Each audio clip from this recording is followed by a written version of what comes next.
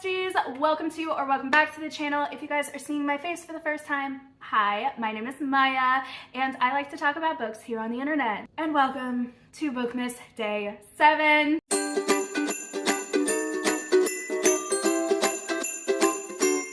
I have basically summarized in a very small nutshell my reading year starting from this summer with worst books of 2024, best books of 2024, and then my ultimate book of 2024.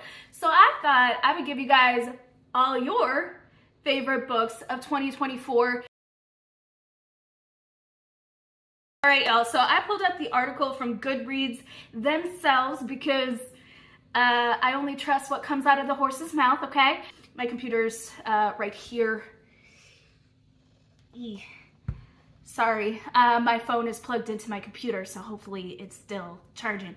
But my computer's down here on the counter, so if I'm looking down, that's where I'm looking at, okay? And editing me is gonna figure out the logistics of where y'all are gonna be seeing wherever on the screen. Meet the winners of the 2024 Goodreads Choice Awards. Yay! We're just gonna jump straight to the winners. So the reader's favorite for fiction were The Wedding People by Alison Espach. The year's surprise sensation, Alison Espach's improbably fun novel follows the adventures of a severely bummed out young woman who finds herself accidentally crashing a lavish wedding at a posh Rhode Island inn. Why do I feel like I have heard someone talk about this? You know, I think I was watching a Books and Lala video. Shout out to Books and Lala, the imaginative queen of booktube, I feel. One of, okay, there are many, but one of the imaginative queens here on booktube who is a trendsetter for sure and an experimenter. I love her channel, I love it. I believe I saw or heard something about this book through her, actually. I did not think I would know anything about anything. This is actually quite cool for me. Okay. Readers love Espach's twisty tonal shifts from high drama to screwball comedy of manners and the ultimate moral of her story. Go with the flow, who knows what might happen. Interesting. Interesting. Okay. I am not one for like too hot and heavy romance. I think we have confirmed that over my reading year thus far.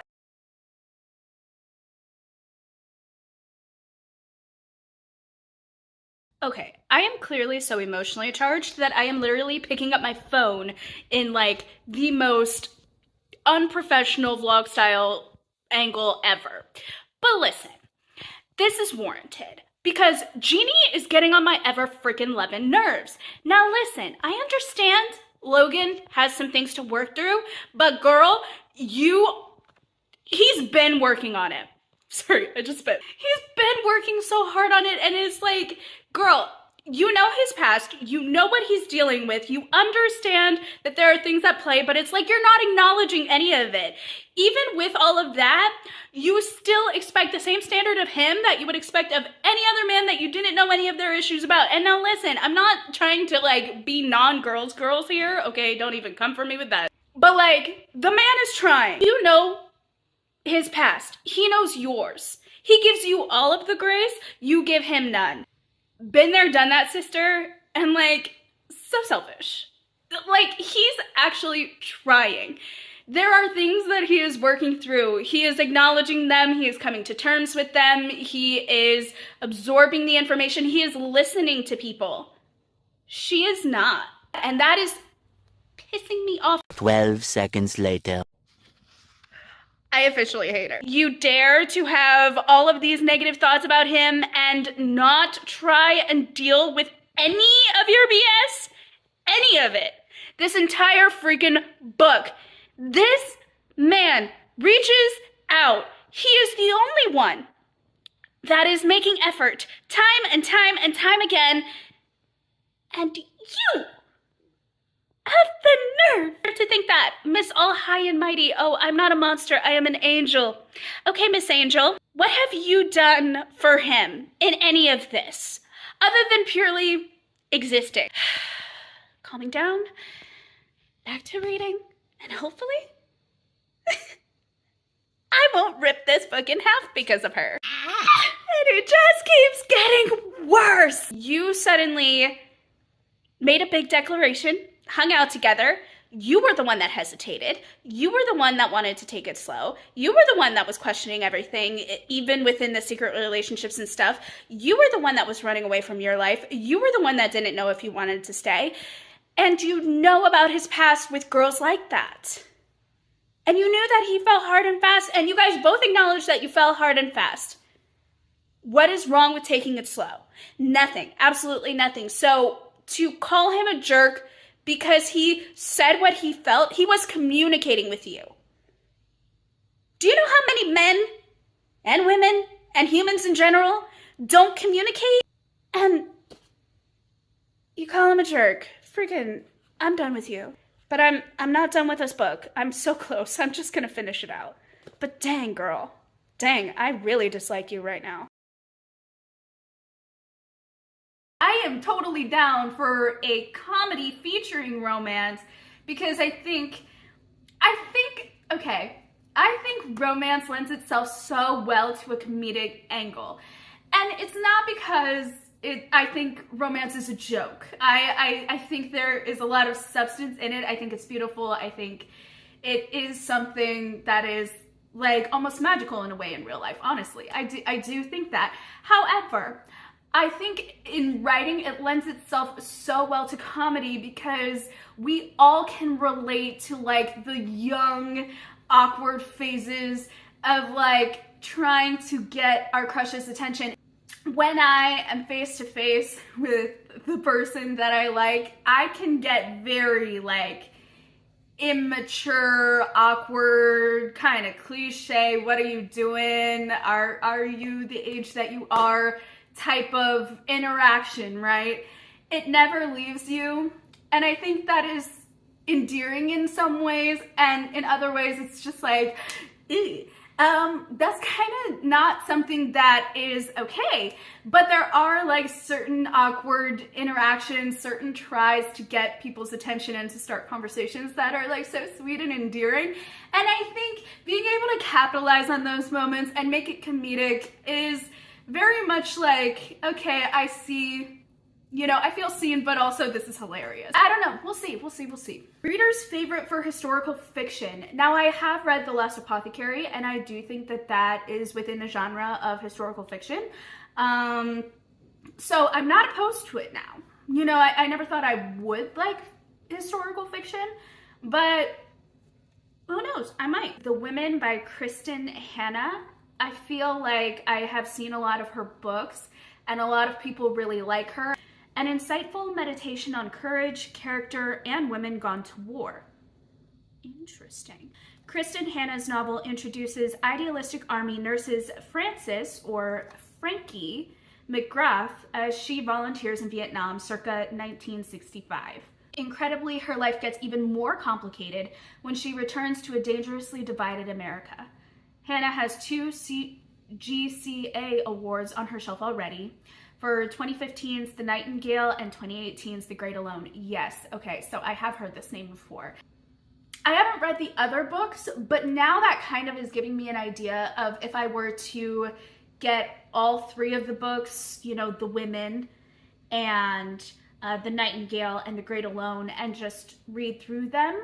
That may be a good goal. Reader's favorite for mystery and thriller.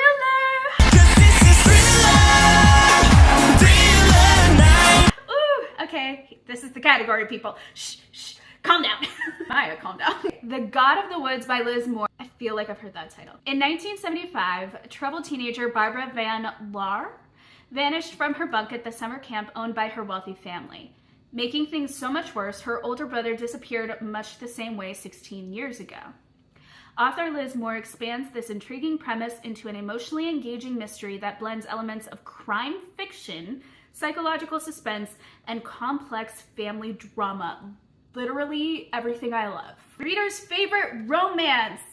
Not the category I normally go for, but you know what?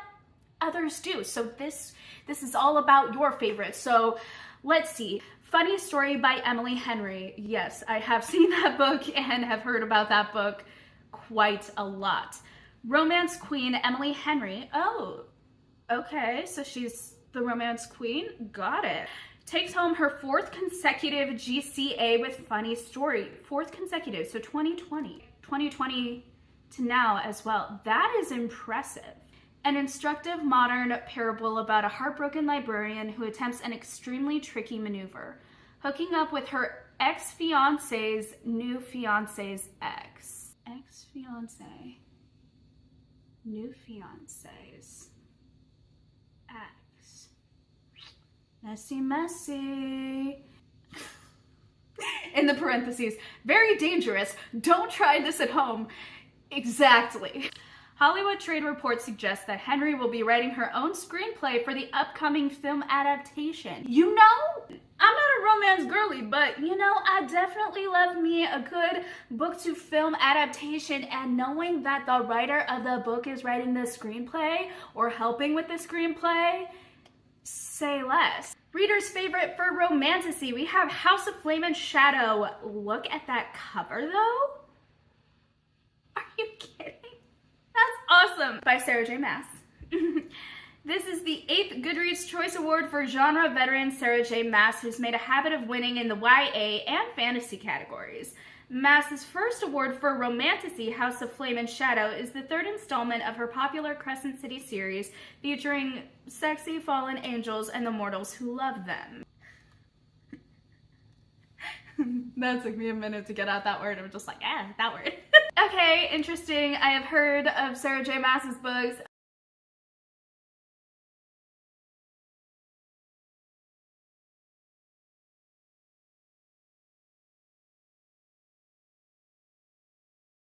Reader's favorite fantasy, Somewhere Beyond the Sea.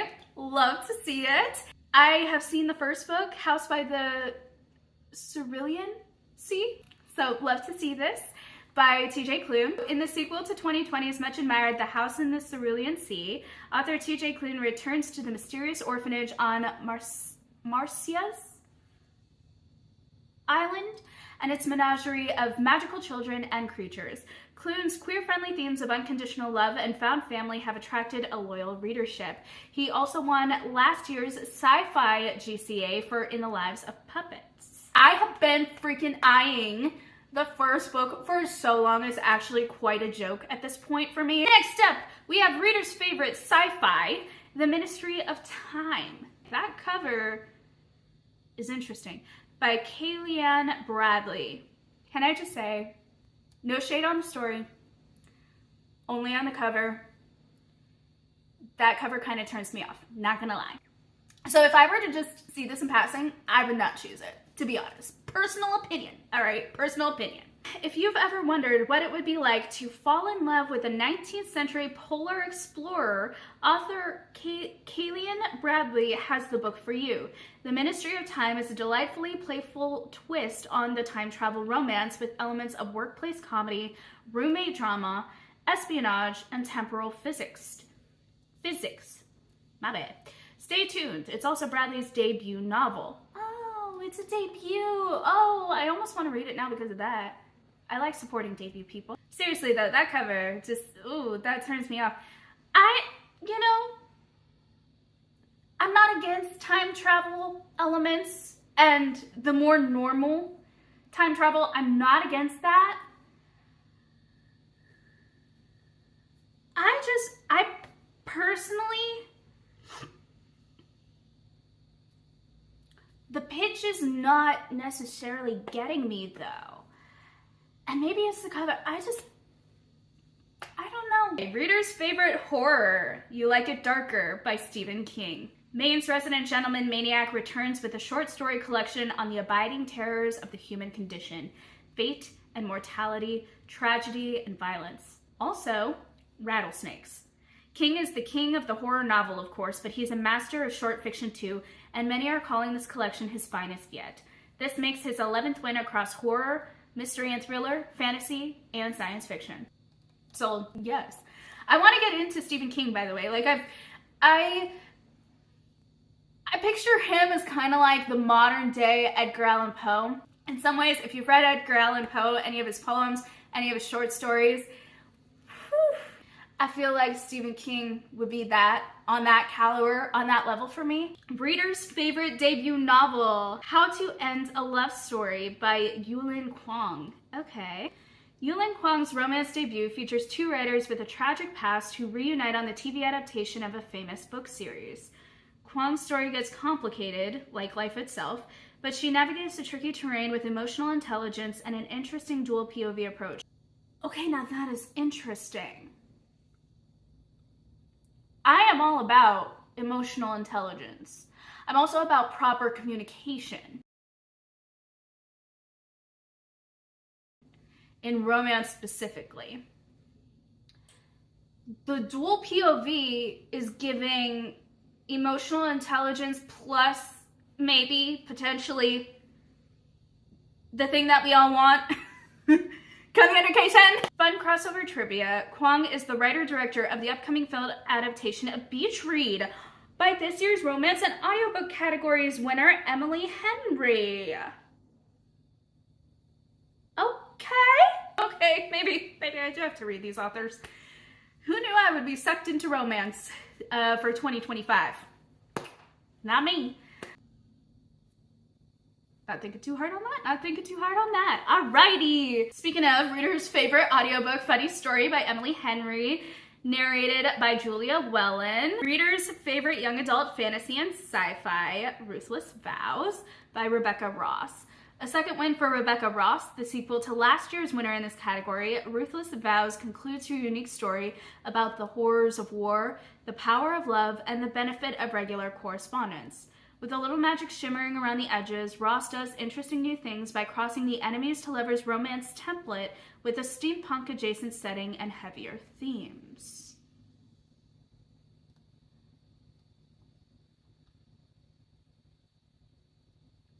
Steampunk. I read that right, okay?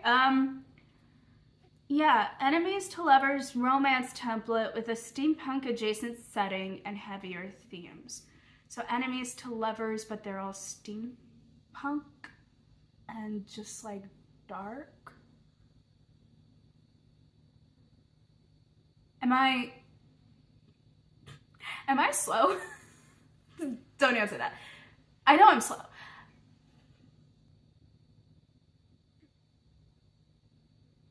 Coffee, can you help me out here?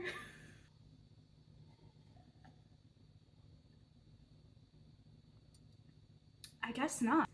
Like, I know what that means, like, logically, but, like, how does that...